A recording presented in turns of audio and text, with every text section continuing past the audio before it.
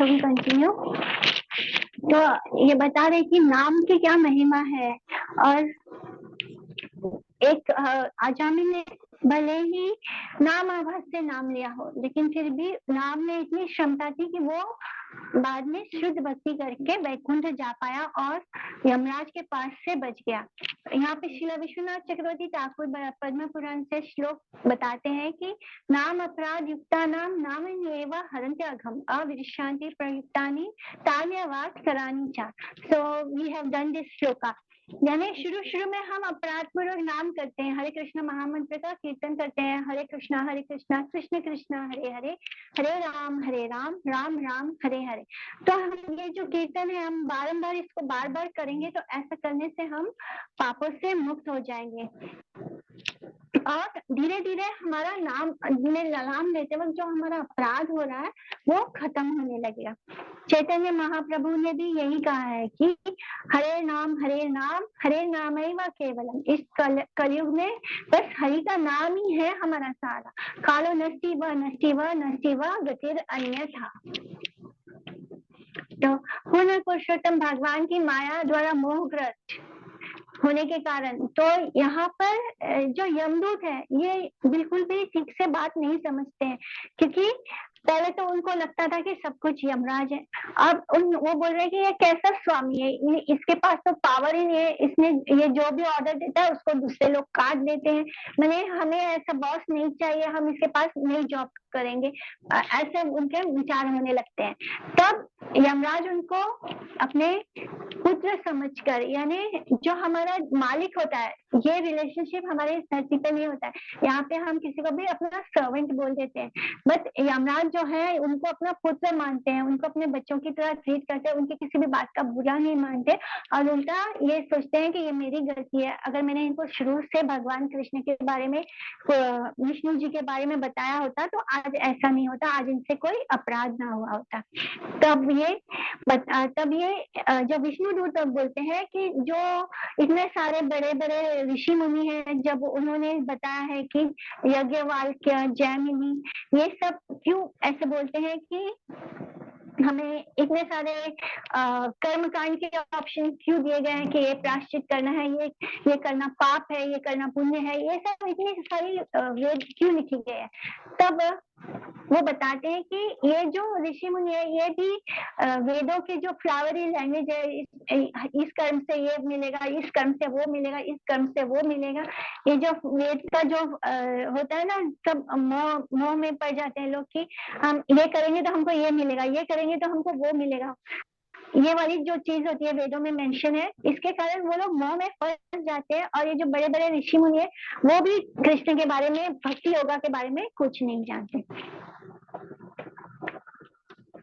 यहाँ तक कि यज्ञवाल्क्य और जैमिनी भी, ये जो 12 महाजन है, इनके बारे में बिल्कुल भी नहीं जानते, यानी जो परंपरा सिस्टम है उसको बारे में ये लोग भी नहीं जानते, क्योंकि उनके मन में वेदों जैसे यजुर्वेद, सामवेद, ऋग्वेद में कर्म कांडों के प्रति उनका बहुत ज्यादा आकर्षण होता है, इसलिए उनकी बुद्धि जड़ हो गई है। जो कर्म कांड में फंसते हैं उनकी बुद्धि जड़ हो जाती है और वो कुछ भी ठीक से सही और गलत को नहीं देख पाते। इस तरह वे उन कर्म कांडों के लिए सामग्री एकत्रित करने में व्यस्त रहते हैं।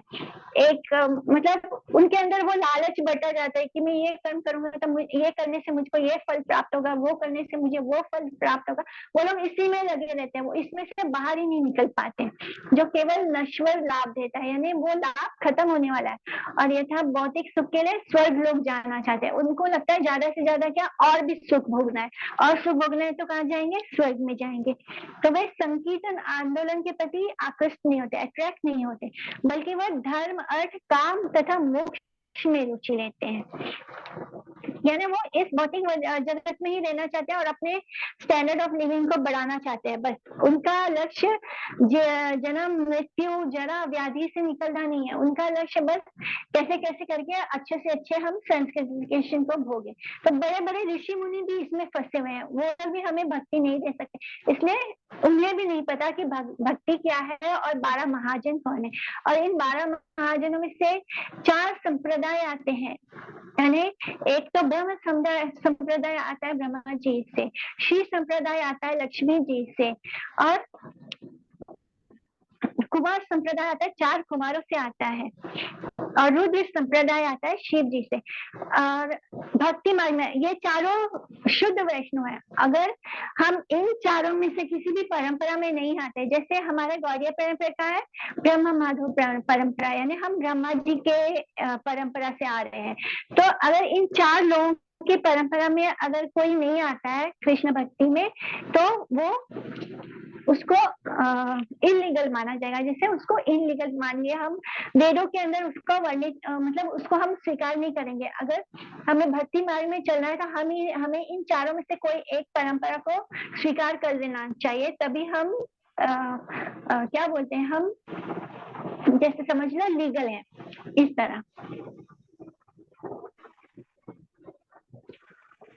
अतः इन सभी बातों पर विचार करते हुए बुद्धिमान लोग क्या करते हैं, हर एक के हृदय में स्थित तथा समस्त शुभ गुणों के खान भगवान के पवित्र नाम का कीर्तन करते हैं। जो भगवान सबके हृदय में परमेश्वर के रूप में उनके नाम का कीर्तन करते हैं और भक्ति को अपनाकर अपनी सारी समस्याओं का हल करने का निर्णय लेते हैं। जो बहुत बुद्धिमान होगा वही ये करता है, वही भक्ति मार्ग को स्वीकार कर सकता है, वही समझ सकता है कि असली में हमारे लाइफ का प्रॉब्लम क्या है। जरा व्याधि यानी जन्म मृत्यु जरा व्याधि है, बर्थ लेना, मरना, डिजीज और ओल्ड एज। एक्चुअली में ये 4 चीज ही हमारे एक्चुअल प्रॉब्लम्स हैं, और हमें इससे ही लड़के बाहर निकलना है। और इनसे लड़ने का तरीका क्या है, हमें इस भौतिक शरीर का हमेशा के लिए त्याग करना। और वो कैसे पॉसिबल है, जब हम गोलोक जाएंगे। और गोलोक जाएंगे कैसे, जब हम हरि का नाम लेंगे, हरि का कीर्तन करेंगे, तब जाएंगे। तो ऐसे लोग दंड देने के मेरे अधिकार क्षेत्र में नहीं आते हैं। तो जो कृष्ण भगवान की भक्ति करते हैं, हरि का नाम लेते हैं, तो यमराज बोल रहे हैं कि इन लोगों को ये लोग मेरे क्षेत्र में ही नहीं आते, मतलब हमें मेरे यमदूतों को उनके पास जाना ही नहीं है। जो हरि का नाम ले रहा है उनके पास यमराज के दूत या यमराज का भी कोई अधिकार नहीं है उनके ऊपर। सामान्यतः वे कभी कोई पाप कर्म नहीं करते, जो भक्त होते हैं वो कभी कोई पाप नहीं करते, किंतु यदि वे भूलवश कभी गलती से मोहवश या कभी गलती से उनसे कोई पाप हो जाए, क्योंकि हम बहुत कंडीशन हो रहे हैं, हमें बहुत जन्मों का हमारे ऊपर असर है, तो वो उसके कारण कभी कोई गलती से अनजाने में पाप हो जाए तो वे पाप फलों से बच जाते हैं। कैसे? क्योंकि वे सदैव ही हरे कृष्णा महामंत्र का जप करते हैं। हरे कृष्णा कृष्ण कृष्ण हरे हरे, हरे राम राम राम हरे हरे। तो हमें सदा ही हरे कृष्ण महामंत्र का जप करना है।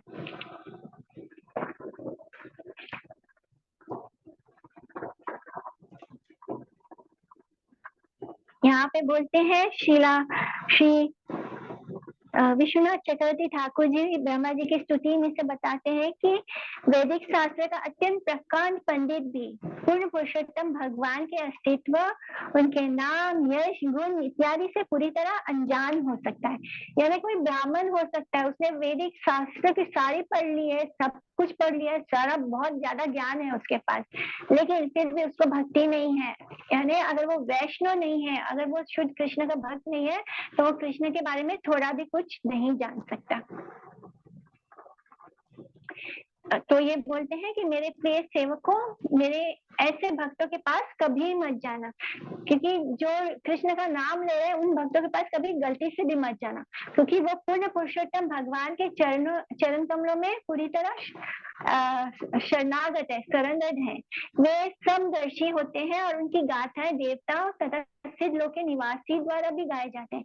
यानी ये जो विष्णु दूत है वो सबके साथ एक समान व्यवहार करते हैं, वो किसी के साथ पार्शियलिटी नहीं करते, और उनका जो गुण है, उनके जो गाथाएं है, उनकी जो लीला है, उसके बारे में देवता और जो सिद्ध लोक के निवासी है वो लोग भी उनकी गुणगान करते हैं। तुम लोग कभी भी उनके निकट मत जाना, यानी ऐसे शुद्ध भक्तों के निकट कभी मत जाना।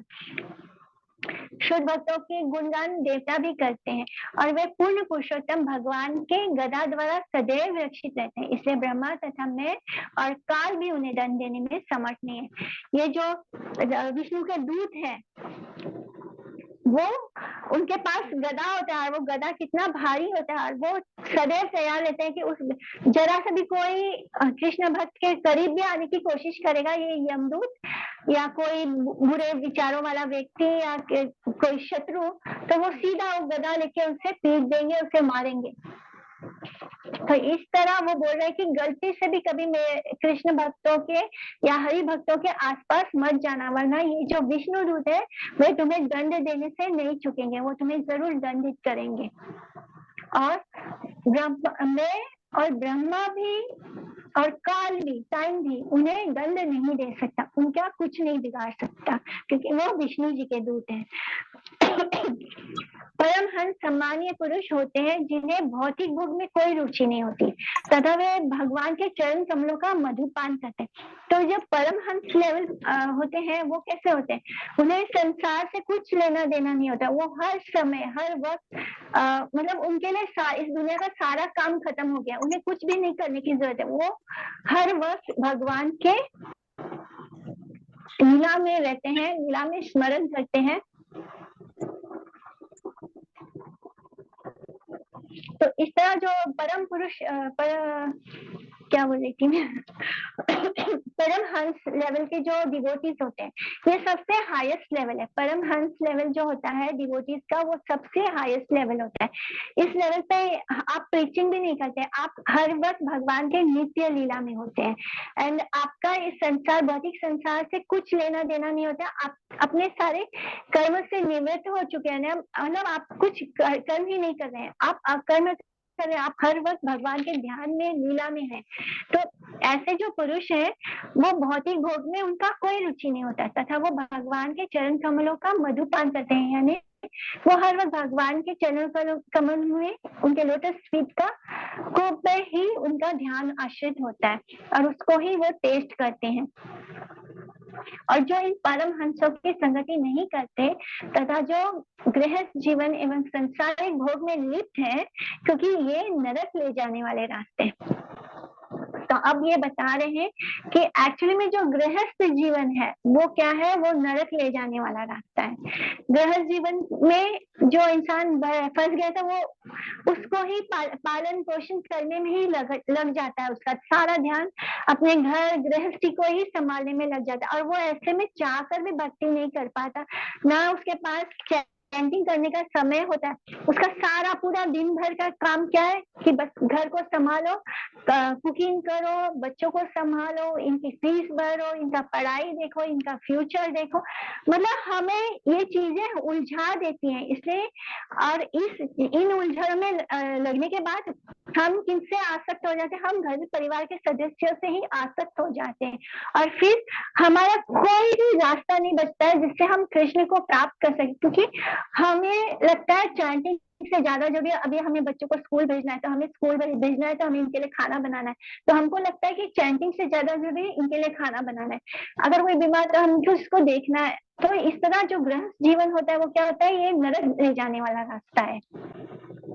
लेकिन अगर हम कृष्णा को सेंटर में कर दें, अगर हम गृहस्थ जीवन में होकर भी ये सोचें कि जो मेरे आसपास जो मेरे ये मेरे शरीर का अंश नहीं, हमें ये सोचना है कि ये सब भी आत्मा है और इन सब भी बद्ध जीव है, मेरी तरह इनको भी भगवान की ओर ले जाना है, और हम सबको आत्मा के रूप में आइडेंटिफाई करने लग जाते हैं और कृष्णा को सेंटर में रख के भक्ति करते हैं। मतलब हम अटैचमेंट की जगह हमें एसोसिएट, हम सबसे एसोसिएट तो करें, हम सबके एसोसिएशन में हैं, सबका संग तो कर रहे हैं, लेकिन हमें उन सबसे अटैचमेंट नहीं है, क्योंकि हम उन सबको कृष्ण का अंश के रूप में देख रहे हैं और हम भी उनका भी भला चाहते हैं, और हम कृष्ण भक्ति अच्छे से कर पाते हैं। जब हम अपने सारे घर के लोगों को कृष्ण भक्त बना लेंगे तो ये घर हमारे लिए नरक नहीं होगा, ये घर हमारे लिए कृष्ण का मंदिर बन जाएगा। अपना घर ही हमें मंदिर बनाना है।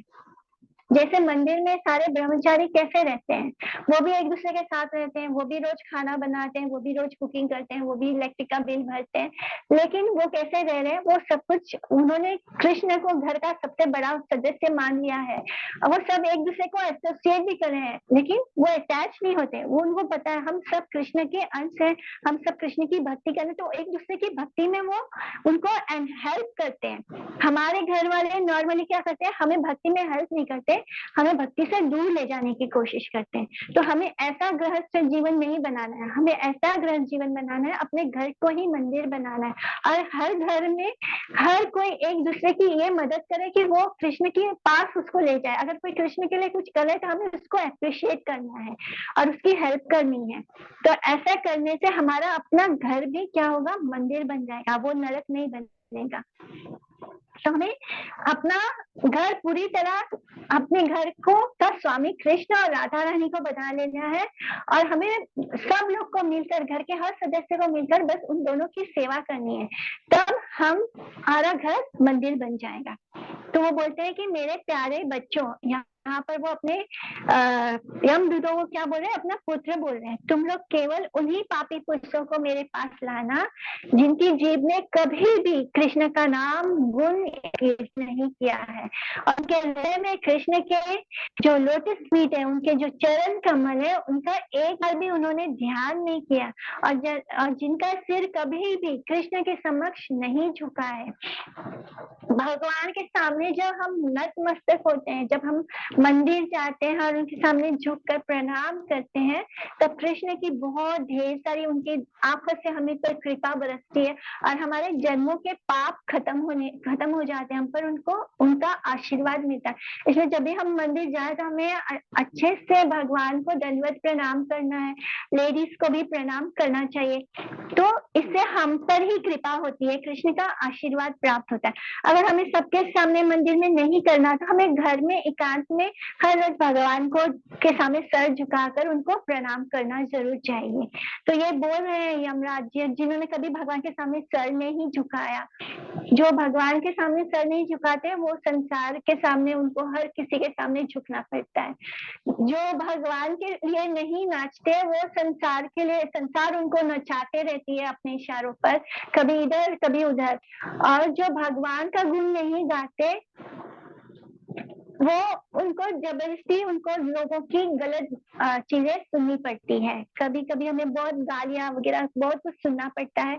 इस संसार में के लोग हमें नचाते रहते हैं अपने इशारों पर, और हमारे साथ कुछ भी अच्छा नहीं होता है। तो ये तभी होता है जब हम भगवान के लिए सब कुछ नहीं करते हैं। हमें किसके लिए तारीफ करनी है, किसके लिए प्रशंसा करनी है, कृष्ण का गुणगान करना है, कृष्ण का नाम जप करना है, कृष्ण के लिए गाना गाना है, कृष्ण के लिए नाचना है, ताकि संसार के लिए हम कभी ना नाचे। कृष्ण के लिए हमें हाथ फैलाना है, ताकि इस संसार के सामने हमें कभी हाथ नहीं फैलाना पड़े। जब हम मंदिर जाते हैं तो अपने दोनों हाथ फैलाकर भगवान का प्रसाद ग्रहण करते हैं। ऐसा करने से हमें दुनिया के सामने कभी हाथ नहीं फैलाना पड़ेगा, कभी किसी से कुछ मांगना नहीं पड़ेगा, क्योंकि हमने कृष्ण के सामने हाथ फैला लिया, तो अब वही हमारे दाता है, वही हमारा पूरा भरण पोषण करेंगे।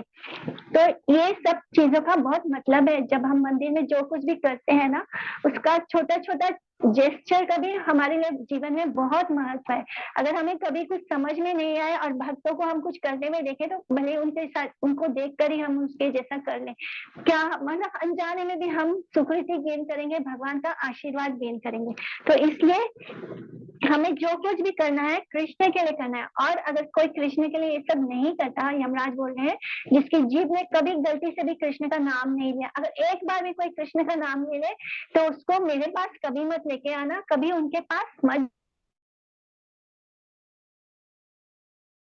जाना। यानी एक कृष्ण का नाम भी देखना होगा, कभी वो नर्क नहीं जाएगा।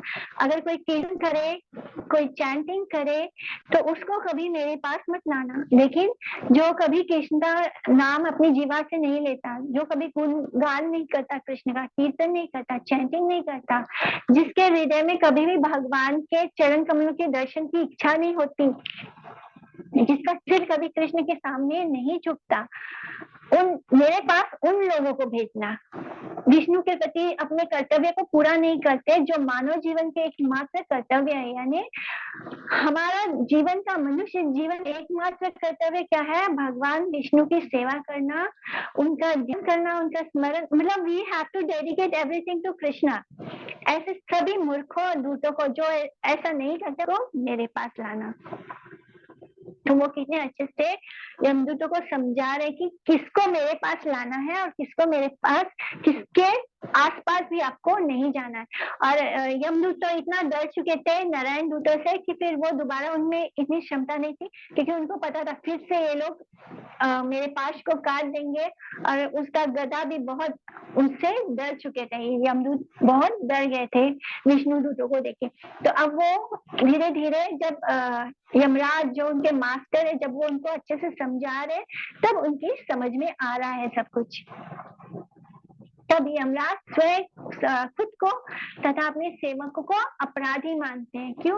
क्योंकि उन्होंने भगवान से सॉरी बोलते हैं, क्षमा याचना करते हैं और बोलते हैं कि हे प्रभु, तो क्योंकि यमराज जो है वो 12 महाजन में से एक है, और जो भगवान के विष्णु के भक्त होते हैं उनके पास कृष्ण की अर्च विग्रह, उनका मंदिर जरूर होता है।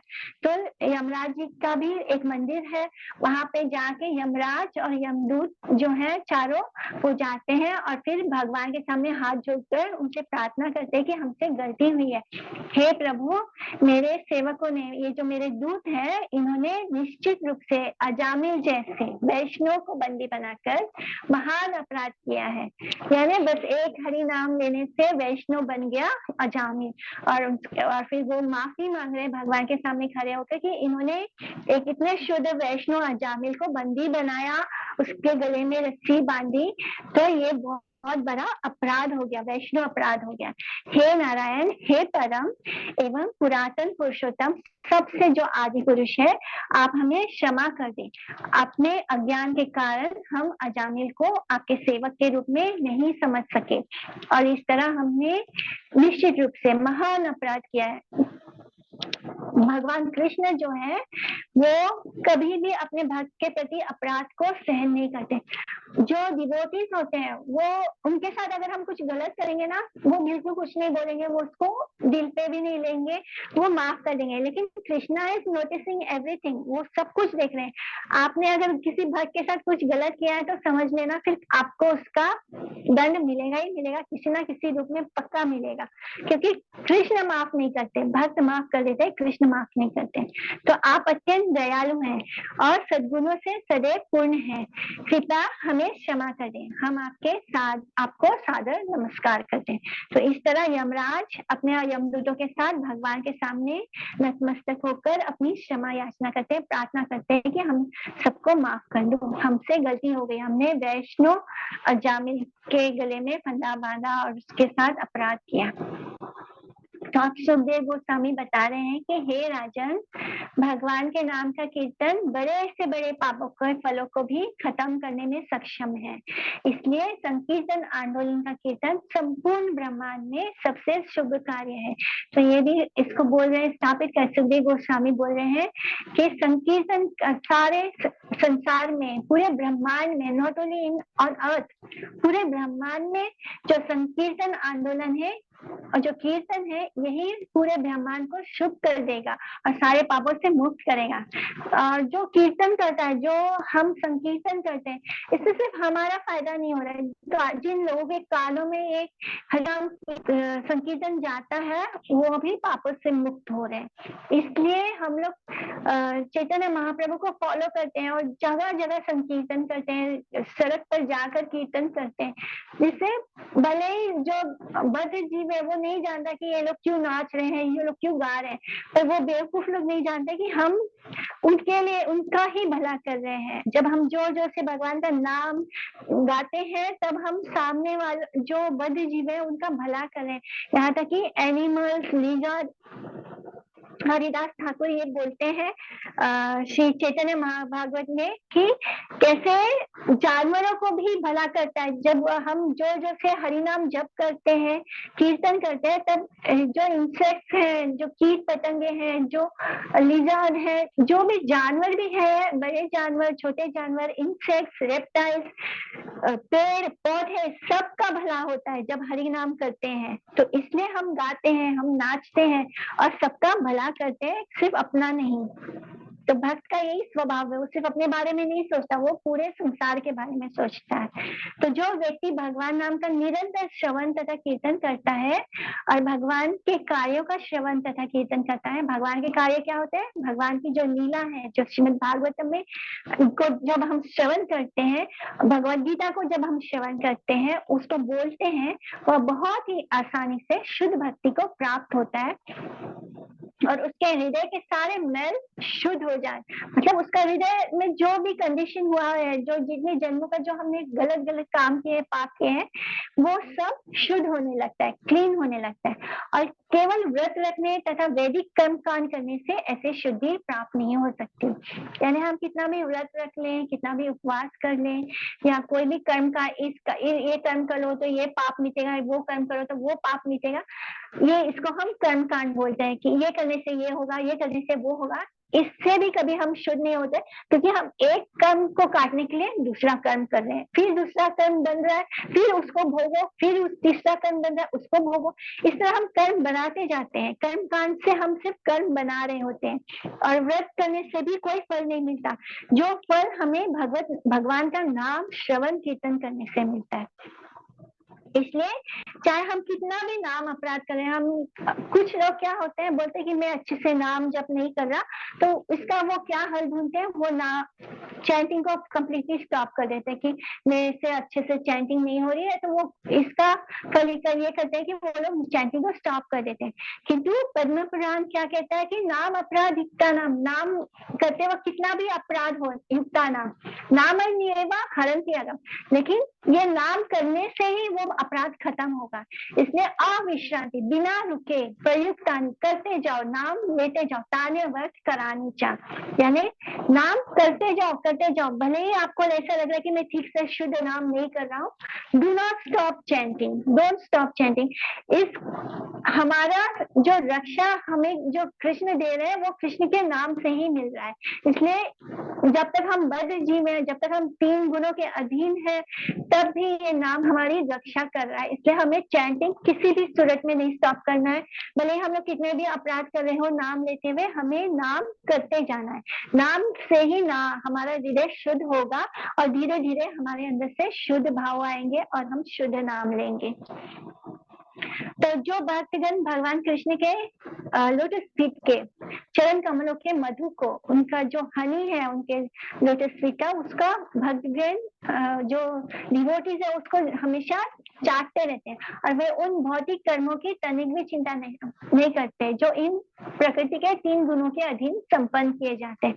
यानी वो संसार के रोजमर्रा की चीजों से या जो सेल्फ ग्रेटिफिकेशन की चीजें, भले ही भक्त भी वही सब काम कर रहा है जो अभक्त कर रहा है, लेकिन भक्त उसको कृष्ण के लिए कर रहा है और जो अभक्त है वो अपनी सेल्फ ग्रेटिफिकेशन के लिए कर रहा है। तो इस तरह जो भौतिक कर्म है उसकी वो बिल्कुल चिंता नहीं करते, क्योंकि उनका कर्म ही कृष्ण कॉन्शियस हो गया है।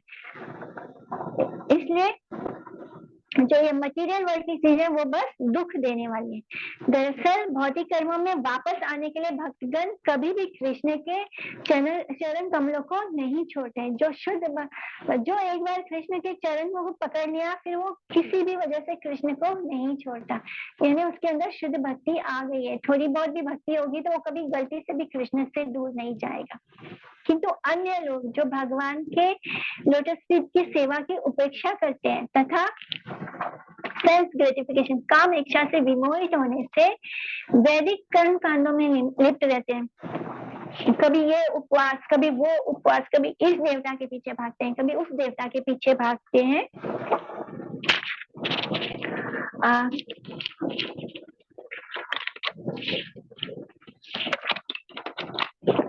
कभी सिद्धि विनायक जाते हैं, कभी वैष्णो देवी जाते हैं, कभी शिरडी के साईं बाबा के दरबार में चले जाते हैं। तो ये सब लोग जो करते हैं इसको कर्म कांड बोलते हैं। इससे भक्ति नहीं मिलती, ना ही इससे कोई प्रॉब्लम सॉल्व होता है। कुछ देर के लिए आपको लगता है मेरे साथ बहुत अच्छा हो रहा है, फिर जब जैसे ही फिर वो अच्छा होना बंद हो जाता है, फिर हम उनके पीछे भागते, कभी इधर भागते कभी उधर भागते, मतलब ये खत्म ही नहीं होता। इसलिए इसको कर्म कांड बोला जाता है। और इससे जो इसके पीछे भागते हैं वो अपूर्ण रूप से शुद्ध होने से वे पुनः पुनः पाप कर्मों में लौट आते हैं। तो मतलब हाथी स्नान जैसे बताया था कि हाथी स्नान से थैंक यू, हाथी स्नान जो होता है वो कैसा होता है कि हाथी नहाता है, शुद्ध करता है, बाहर आता है, फिर वही गंदगी अपने ऊपर डाल देता है। तो ये कर्म कांड बिल्कुल वैसे ही है, हाथी स्नान जैसे। अपने स्वामी के मुख से भगवान की अद्वितीय महिमा, हम जिनको अपना मानते हैं, जब वो ही हमें भगवान के बारे में बता रहे हैं, तब जाके यमदूत जो है चारों, उनको समझ में आता है कि भगवान की महिमा क्या है। उन्होंने विष्णु दूतों से सुना, लेकिन उनके प्रति उनके मन में कोई आसक्ति, मतलब कुछ अट्रैक्शन था ही नहीं। उन्होंने कभी विष्णु के जी के बारे में सुना ही नहीं था। अभी क्या हुआ, इन यमदूतों को पास वही सुकृति आ गई। वो कैसे, इन्होंने शुद्ध वैष्णव जो 4 विष्णु दूत थे उनका संग किया, उनका साधु संग मिला, जिसके कारण उनके पास सुकृति आई। और अब जब यमराज जी ने उनको पूरा भगवान के बारे में बताया, तो इनको सब कुछ अच्छे से समझ में आ गया कि भगवान कौन है। तो अपने स्वामी के मुख से, यानी यमराज के मुख से भगवान की अद्वितीय महिमा तथा उनके नाम, यश तथा गुणों के विषय में सुनकर यमदूत बहुत ही सरप्राइज है, आश्चर्यचकित रह गए। तब से जैसे ही वे किसी भक्त को देखते हैं वे उससे डरते हैं और उसकी ओर फिर से देखने का साहस नहीं करते। यानी वो बहुत दूर रहते हैं, यमदूत बहुत दूर रहते हैं। और इवन तुलसी महारानी के बारे में भी यही बोला जाता है, क्योंकि तुलसी महारानी तो कृष्ण प्रिया है, भगवान की परम भक्त है। तो जिस घर में, जिस आंगन में तुलसी महारानी का पौधा होता है, उसके कितने बोलते हैं कि उससे बहुत दूर तक यमदूत नहीं आते, उसके आसपास के घर के पड़ोसी भी सुरक्षित हो जाते हैं, क्योंकि वहां पे शुद्ध वैष्णव यानी तुलसी महारानी का वास है। इसलिए हमें अपने घर में तुलसी महारानी को जरूर रखना चाहिए, और इससे हमारी भक्ति भी बढ़ती है। जैसे जैसे हमारी तुलसी जी अच्छे से होना शुरू होती है, तो हमें लगता है कि हाँ, वो हमारी भक्ति भी बढ़ रही है। तो इस तरह यमदूत भक्तों से बहुत कोसों दूर रहते हैं। जहां भी वो शुद्ध कृष्ण भक्तों को देखते हैं, उनसे उनको डर लगता है, क्योंकि इतना उनके स्वामी ने उनको अच्छे से सब कुछ समझाया। जब कुंभ के पुत्र अगस्त्य मुनि, अब बता रहे हैं सुखदेव गोस्वामी कि जब कुंभ के पुत्र, यानी कुंभ यानी घड़ा, अगस्त्य मुनि जो है उनका जन्म किससे होता है, उस घड़े से हुआ था। तो घड़े को हम कुंभ बोलते हैं संस्कृत में। तो कुंभ के पुत्र अगस्त्य मुनि मलय पर्वत पर निवास कर रहे थे, वहां पर वो रह रहे थे और पूर्ण पुरुषोत्तम भगवान की पूजा कर रहे थे।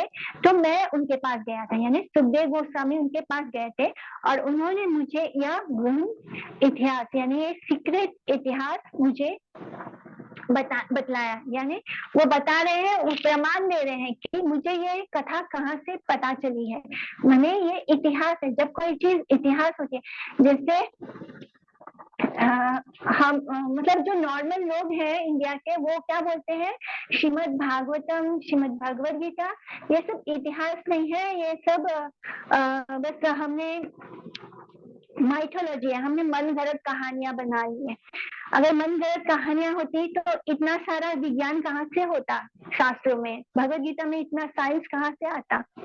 तो मोस्टली इंडियन लोग ही हैं जो हमारी संस्कृति को नहीं स्वीकार कर रहे हैं। वो भागवतम और भगवद गीता को माइथोलॉजी बोलते हैं। यहाँ पर ये बता रहे हैं, प्रमाण दे रहे हैं कि मुझे अगस्त्य मुनि ने अजामिल की कथा सुनाई और ये इतिहास है, और उन्होंने बताया कि अजामिल नाम का एक व्यक्ति हुआ था, ये इतिहास है, यानी ये एक्चुअली में ये घटना घटी है। तो इस प्रकार हम श्रीमद् भगवत के 6 स्कंद का, यानी 6 कैंटो का, ये यमराज द्वारा अपने दूतों को शिक्षा नामक 3rd चैप्टर को कंप्लीट करते हैं इसका। तो हमारा ये अजामिल की कथा आज यहाँ पे खत्म हुई। एंड आई होप आप सबका मन अब अच्छे से चैंटिंग में लगेगा। एंड आप सब लोग अपने आप प्रोटेक्शन खुद करें, अपने घर को मंदिर बनाएं, अपने घर के लोगों को हेल्प करें कृष्ण भक्ति करने में। और अगर घर में कोई विरोध भी कर रहा हो तो भी आप कृष्ण भक्ति को फॉलो कीजिए। मतलब क्योंकि जब आप हरि नाम करते हैं तब कृष्ण साक्षात आपके साथ होते हैं। तो हमें किसी से घर वालों से लड़ना नहीं है, बस अपना जीवन हमें शुद्ध कृष्ण भक्ति में लगाना है। अगर हम वेजिटेरियन होना चाहते हैं तो हमें वेजिटेरियन होना चाहिए, ये हमारा स्वयं का अधिकार है। क्योंकि कोई भी हमारे साथ नर्क भोगने नहीं आएगा, हमको हमारा बुरे कर्मों का फल वापस आके भोगना पड़ेगा। अगर हम इस अच्छे बुरे कर्मों को दोनों को स्टॉप करना चाहते हैं, हमें नर्क जाने से रुकना है, तो हमें अपने डिसीजन खुद लेने होंगे। हमें घर वालों से लड़ाई नहीं करना है, उनको कोई अगर वो हमारे फेवर में नहीं है, अगर वो नहीं समझना चाहते हैं तो we don't have to fight and waste our time. हमें बहस भक्त जो होते हैं वो बहस करने से बचते हैं, वो बहस करने में अपना समय नहीं बर्बाद करते हैं, वो शांत रहते हैं। उन्हें पता है कि सही क्या है गलत क्या है, और वो सही को फॉलो करते हैं। सही यानी धर्म क्या है, कृष्ण है, तो वो कृष्ण को फॉलो करते हैं, शांति से फॉलो करते हैं। वो किसी से लड़ते नहीं, अपने घर वालों से भी नहीं लड़ते। बट अगर हमें वेजिटेरियन होना है तो हमें वेजिटेरियन होना है, हमें कृष्ण की पूजा करनी है तो हमें करनी है, हमें शास्त्र पढ़ने हैं तो पढ़ना है। हमें इस बात में समझौता नहीं करना है, बट हमें घर वालों से लड़ना नहीं है, बहस करने में अपना समय नहीं खर्च करना। हमें बुद्धि युक्ति से आइडिया से हम भक्ति कैसे कर सकते हैं उसको करना है। और भक्त को बुद्धि तो कृष्ण अपने आप ही देने लग जाते हैं। वो अपने हमारे हार्ट में आके हमें खुद ही रास्ता बताने लगते हैं कि हमें कैसे कैसे हमारे सामने प्रॉब्लम है तो हम उससे कैसे बच के निकल सकते हैं। तो हरि नाम आप लोग एक बार मतलब बिल्कुल भी मत छोड़ना। अगर ऑफेंस हो रहा है तो भी हरि नाम करते जाए, एंड अगर माला से हरि नाम हो गया तब भी आप हरि नाम करते रहना। कुकिंग करते हुए, घर का काम करते हुए, ऑफिस जाते हुए, ऑफिस में जैसे ही कुछ भी फ्री टाइम हो तब भी कर लेना। तो इस तरह हरि नाम छोड़ना मत। Any question? कुछ पूछना है तो पूछ लो, अभी बंद होने वाला है। ओके चलो हम लोग आज यहाँ पे खत्म करते हैं। हमारा आज की कथा यहाँ पे एंड हुआ। वांछा कतरुभ्यश्च कृपा सिंधुभ्येव च पतितानां पावनेभ्यो वैष्णवेभ्यो नमो नमः। आप सभी को मेरा धन्यवाद प्रणाम। हरे कृष्णा। धन्यवाद प्रणाम माताजी। हरे कृष्ण। धन्यवाद। हरे कृष्णा। थैंक यू माताजी। हरे कृष्णा। धन्यवाद प्रणाम। आप सभी को धन्यवाद प्रणाम।